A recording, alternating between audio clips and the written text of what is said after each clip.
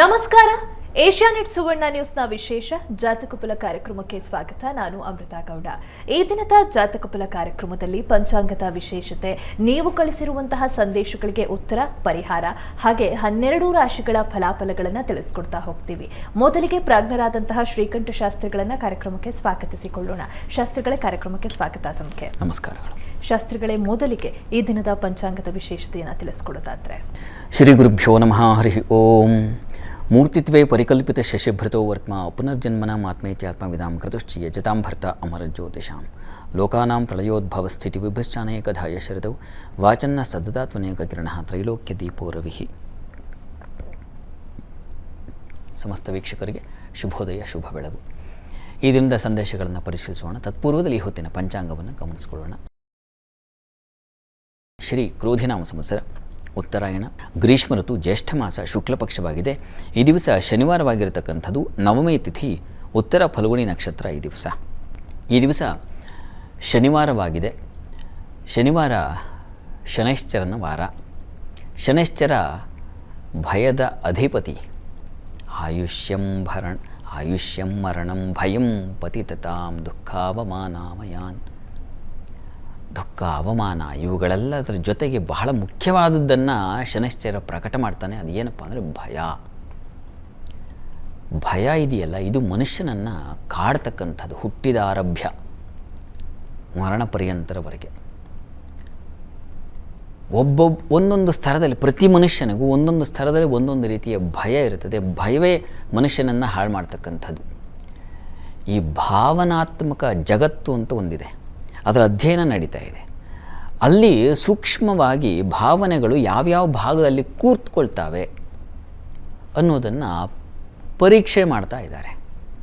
ಅವರು ಹೇಳ್ತಾರೆ, ಈ ಭಯ ಅನ್ನೋದು ಸಾಮಾನ್ಯವಾಗಿ ಕಿಡ್ನಿಗಳಲ್ಲಿ ಹೋಗಿ ಕೂತ್ಕೊಳ್ಳುತ್ತಂತೆ, ಕೆಲವರಿಗೆ ಲಂಗ್ಸಲ್ಲಿ ಹೋಗಿ ಕೂತ್ಕೊಳ್ಳುತ್ತಂತೆ. ಒಬ್ಬೊಬ್ಬರಿಗೆ ಒಂದೊಂದು ಥರದಲ್ಲಿ, ಒಂದೊಂದು ಜಾಗದಲ್ಲಿ ಅದು ಸ್ಥಾನ ಮಾಡಿಕೊಳ್ಳುತ್ತೆ. ಕೆಲವರಿಗೆ ಹೃದಯ ಭಾಗದಲ್ಲಿ, ಸಾಮಾನ್ಯವಾಗಿ ಅಲ್ಲಿರುತ್ತೆ ಅಂತ ಹೇಳ್ತಾರೆ. ನೋಡಿ, ನೀವೇನಾದರೂ ಅಚಾನಕ್ಕಾಗಿ ತಟ್ಕೊಳ್ಳಲಾಗದೇ ಇರತಕ್ಕಂತಹ ಘಟನೆ ನಡೆದರೆ, ಆ ಭಯ ಆದರೆ ಢಗ್ ಢಗ್ ಢಗ್ ಢಗ್ ಅಂತ ಎದೆ ಹೊಡ್ಕೊಳ್ಳುತ್ತೆ, ಕಂಪನ ಆಗುತ್ತೆ. ಎದೆ ಒಳಗೆ ಏನೋ ಒಂದು ರೀತಿ ಬಡಿತ, ಆ ಶಬ್ದ ಕೇಳೋದು ಭಯ ಆಗುತ್ತೆ. ಆ ಥರದ ಒಂದು ಶಬ್ದ ಆಗುತ್ತೆ, ಅದು ಭಯ. ಇದು ಎಲ್ಲ ಸ್ತರದಲ್ಲೂ, ವಿದ್ಯಾರ್ಥಿಗಳಿಂದ ಹಿಡಿದು ಒಂದು ಎಕ್ಸಾಮ್ ಬರೀಬೇಕು, ಹಾಲಿಗೆ ಹೋದರೆ ಆ ಡಗ್ ಡಗ್ ಶುರುವಾಗುತ್ತೆ. ಕೆಲಸದವನಿಗೆ ಕೆಲಸ ಆ ಸ್ಥಳದಲ್ಲಿ ಏನೋ ಒಂದು ಕಠಿಣವಾದ ಬಂದ ತಕ್ಷಣ ಅಲ್ಲಿ ಶುರುವಾಗುತ್ತೆ. ಚೆನ್ನಾಗಿ ಓದಿರ್ತಾನೆ, ಇಂಟರ್ವ್ಯೂ ಹೋಗಿರ್ತಾನೆ, ಅಲ್ಲಿ ಶುರುವಾಗುತ್ತೆ. ಏನು ಪ್ರಶ್ನೆ ಕೇಳ್ತಾರೋ ಭಯ. ಕೆಲಸ ಮಾಡುವ ಸ್ಥಳದಲ್ಲಿ ಭಯ, ಇನ್ಯಾವುದೋ ಪ್ರಯಾಣದಲ್ಲಿ ಭಯ, ಸಭಾ ಕಂಪನ. ಹೀಗೆ ಒಂದಲ್ಲ, ಪ್ರತಿ ಹಂತದ ಮನುಷ್ಯನಿಗೆ ಜೀವನ ಮಾಡ್ತೀನ ಸವಾಲು. ಮದುವೆ ಆಗುತ್ತಾ ಇಲ್ವಾ, ಅದು ಭಯ. ಮದುವೆ ಆದರೆ ಸಂಸಾರ ಚೆನ್ನಾಗಿರುತ್ತಾ ಇಲ್ಲೋ ಭಯ. ಮಕ್ಕಳಾಗ್ತಾರಾ ಇಲ್ಲೋ ಭಯ. ಎಲ್ಲ ಹಂತದಲ್ಲಿ ಮನುಷ್ಯನನ್ನು ಕಾಡ್ತಕ್ಕಂಥದ್ದು ಈ ಭಯ. ಈ ಭಯದ ಒಡೆಯ ಯಾರಪ್ಪ? ಶನೈಶ್ಚರ. ಈ ಭಯವನ್ನು ಬಿಡಿಸ್ಕೊಳ್ಬೇಕು ಅಂತಲೇ ವಸ್ತುತಃ ಉಪನಿಷತ್ತುಗಳೂ ಹೇಳುತ್ತೆ. ಅಲ್ಲಿ ಹೇಳುತ್ತೆ, ಭೀಷಾಸ್ಮಾದ್ ವಾತಃ ಪವತೆ. ಭಯದಿಂದಲೇ ವಾತ, ಗಾಳಿ ಬೀಸ್ತಾ ಇದೆಯಪ್ಪ. ಭೀಷೋದಯತಿ ಸೂರ್ಯ, ಸೂರ್ಯನು ಕೂಡ ಉದಯಿಸ್ತಾನೆ. ಕಾರಣ ಏನಪ್ಪ ಅಂತಂದರೆ ಭಯದಿಂದ. ಈ ಹಿಡಿತದಲ್ಲಿ ಇದೆಯಲ್ಲ ಲೋಕ, ಯಾವುದೋ ಒಂದರ ಶಕ್ತಿಯ ಹಿಡಿತದಲ್ಲಿ ಅದು ಏನು ಮಾಡಿಬಿಡುತ್ತೋ ಆ ಭಯದಿಂದಾಗಿ ಅದು ಸೂರ್ಯ ಉದಯಿಸ್ತಾ ಇದ್ದಾನಂತೆ. ಹೀಗೆ ಅಗ್ನಿ, ಚಂದ್ರ, ವಾಯು ಇವರೆಲ್ಲರ ಕ್ರಿಯೆ ಆಗ್ತಾ ಇರತಕ್ಕಂಥದ್ದು ಆ ಭೀತಿ, ಭೀಷ, ಅದು ಆ ಭಯದಿಂದ ಅನ್ನೋದನ್ನು ಉಪನಿಷತ್ತು ಹೇಳುತ್ತೆ. ಅಂತೂ ಜಗತ್ತು ಸಂಚರಿಸ್ತಾ ಇರತಕ್ಕಂಥದ್ದು, ಅದು ಚಲನಾತ್ಮಕವಾಗಿರ್ತಕ್ಕಂಥದ್ದು ಒಂದು ಭಯವನ್ನು ಇಟ್ಟಿದೆ.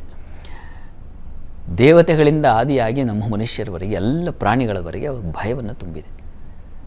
ಹೀಗಾಗಿ ಭಯ ಅನ್ನೋದು ಯಾಕಾಗಿ ಬರ್ತಾ ಇದೆ? ಯಾಕಾಗಿ ಅಂತಂದರೆ, ಯಾವಾಗ ನಮಗೆ ಅದರ ಬಗ್ಗೆ ಗೊತ್ತಿರೋದಿಲ್ಲ ಆಗ ಭಯ. ಕತ್ತಲಿದ್ದಾಗ ಬೆಳಕು ಬಂದರೆ ಆ ಮಟ್ಟಿಗೆ ಆ ಭಯ ನಿವಾರಣೆ ಆಗುತ್ತೆ.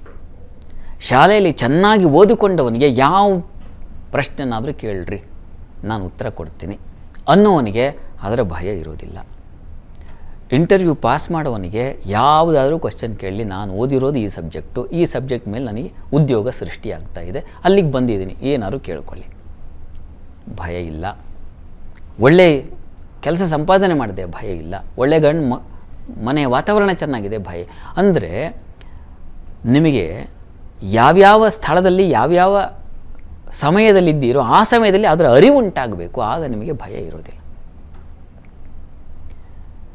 ಹೀಗಾಗಿ ನಮಗೆ ಭಯದಿಂದ ಮುಕ್ತರಾಗಬೇಕು ಅಂತಂದರೆ ಅರಿವು ಬೇಕು. ಅದು ನಿಶ್ಚಲವಾದ ಶುಭ್ರವಾದ ಅರಿವು ಬೇಕು.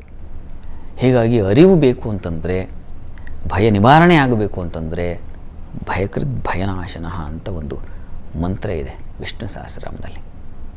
ಯಾರನ್ನು ಭಯವನ್ನು ಉಂಟು ಮಾಡ್ತಾನೋ ಅವನೇ ಭಯವನ್ನು ಬಿಡಿಸ್ತಾನಂತೆ. ಹೀಗಾಗಿ ತಪ್ಪದೇ ನೋಡಿ, ಶನಿವಾರ ಎಲ್ಲ ಬಗೆಯ ಭಯದಿಂದ ಹೊರಗೆ ಬರಲಿಕ್ಕೆ ವಿಷ್ಣು ಸಹಸ್ರನಾಮ. ಇನ್ನೊಂದಿದೆ, ಉಗ್ರಂ ವೀರಂ ಮಹಾವಿಷ್ಣು ಜ್ವಲಂತಂ ಸರ್ವತೋಮುಖಂ. ಇದು ನರಸಿಂಹನ ಬಹಳ ವಿಶಿಷ್ಟವಾದ ಮಂತ್ರಗಳಲ್ಲಿ ಒಂದು. ಯಾರು ಈ ಮಂತ್ರವನ್ನು ಪ್ರತಿ ದಿವಸ 1008 ಬಾರಿ, ಕನಿಷ್ಠ 108 ಬಾರಿ ಮಾಡ್ತಾರೋ ಅವರಿಗೆ ನೋಡಿ ಭಯ ಭೀತಿ ಇರೋದಿಲ್ಲ.